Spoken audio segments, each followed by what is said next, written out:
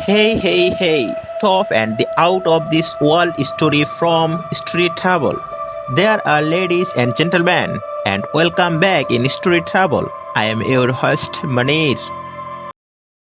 I, 23 male, have been with Caroline, 23 female, for 4 years. We got together during our freshman year of college. We became very close and we both held similar beliefs and wanted similar things out of life. We moved in with each other and grew really close, almost inseparable during the pandemic. I wanted to marry this woman. Until last night, Caroline has been under more stress from work and family during the last few months. Her dad has cancer and it hasn't been easy on her. She's been drinking more and while I don't mind her drinking, how she gets when she's drunk is where I begin to have issues. She has a tendency to get pretty mean and say some awful things talking about my appearance or how small my member is. She makes me feel like I'm not enough for her sexually or emotionally. She is almost always apologetic the next morning and will spend the next few days after that trying to fix things.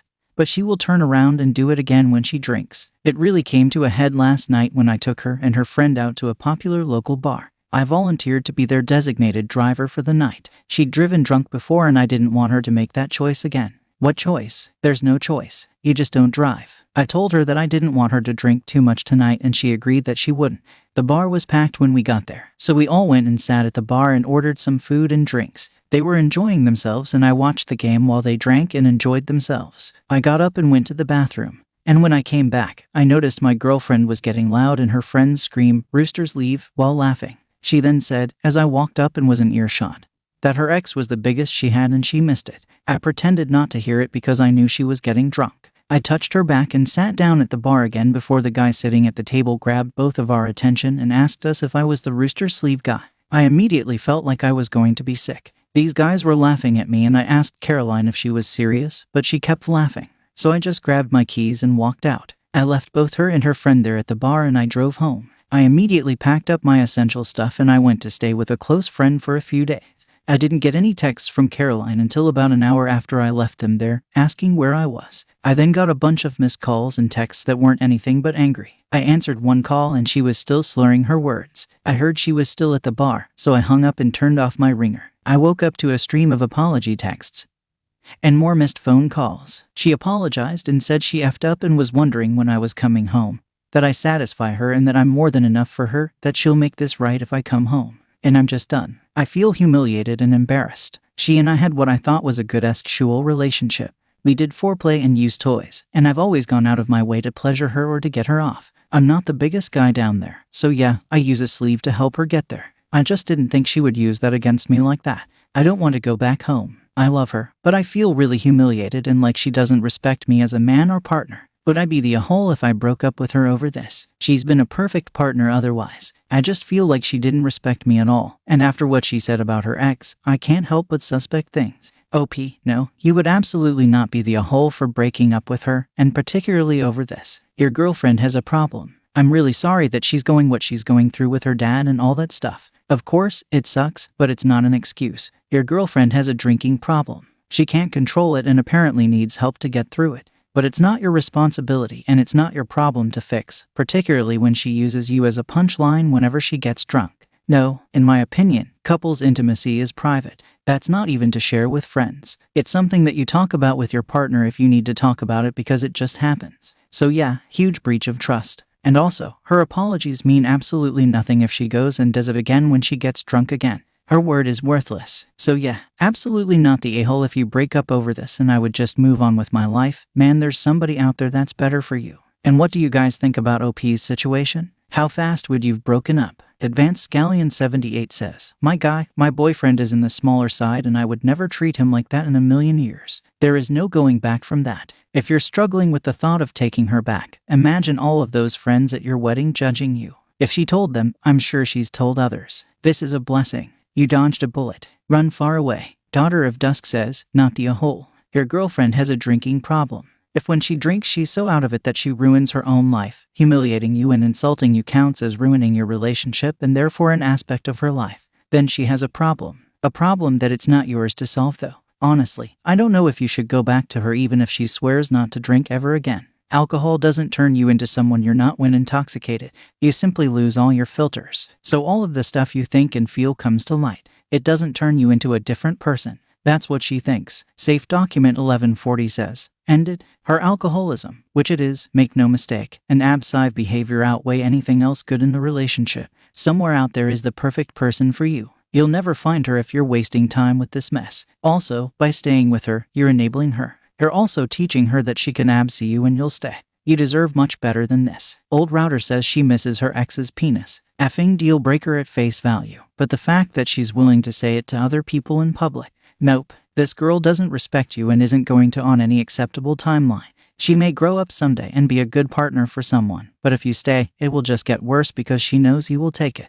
Anyway, she will inevitably find a man she does respect while you give her chance after chance and will bounce without a thought. Additional information from OP's comments. As much as I wanted to say something about her dad's condition at the moment to snap her back into reality, and even after she was blowing up my phone, I didn't want to hurt her or for her to get hurt. I already feel really bad about leaving her at the bar. She could have gotten hurt or worse. Honestly, my heart says stay, but my brain says to end things and to move on. I have been supporting her. When her dad was first diagnosed, I told her she could take time off work to spend more time with him, but she's spending more of it out with her friends than anything. Every time she cried about her dad's condition and how it brought up memories of how her grandpa died, I held her for hours. I've asked her if she wanted to look into counseling or therapy before, and I've offered to go with her too. I really don't know how else I can help her without feeling horrible about myself. The entire situation about her missing her ex did piss me off. I left them there to cool off and calm down. The weirdest thing is, the ex she was talking about was the one who sent her to the with how badly he physically absed her. She was never like this before she found out her dad had cancer. It's like that news just flipped a switch in her and she changed.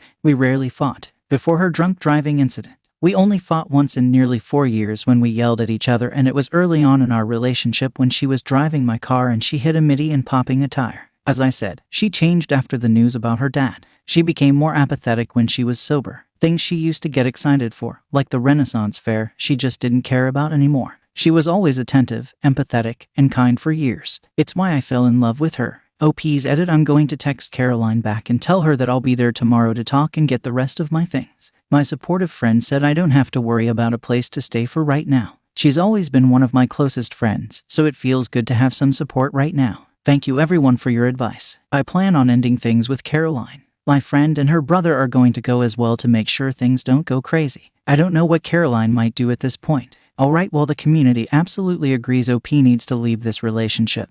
Caroline has a problem that she should fix and not OP. And I also skipped the part about her saying she wanted her ex. Yeah, that's a huge red flag. That's a deal breaker right there for me. Update. I posted about my now ex-girlfriend humiliating me at a packed bar, revealing to drunk strangers that I use a rooster sleeve for her. I have to say that I wasn't expecting the amount of support and advice all of you gave. It really helped me look at everything from an outside perspective, and I realized how awful the relationship Carol and I had was. Thank you everyone for your kind words. They really helped me find the strength to end things. Some of you were concerned that my friend Emily might be trying to take advantage of my situation and me. I can assure you that she's definitely not that way. I've known Emily since we were kids, but I understand where the concern was coming from. I didn't reveal this in the OP, but Emily is also my ex from when we were in high school. We dated for a year, but we broke up to remain friends, and she later came out to me that year. She's dated only women ever since. Anyway, here's the update. I drove back to our apartment to get my stuff and my cat the next morning.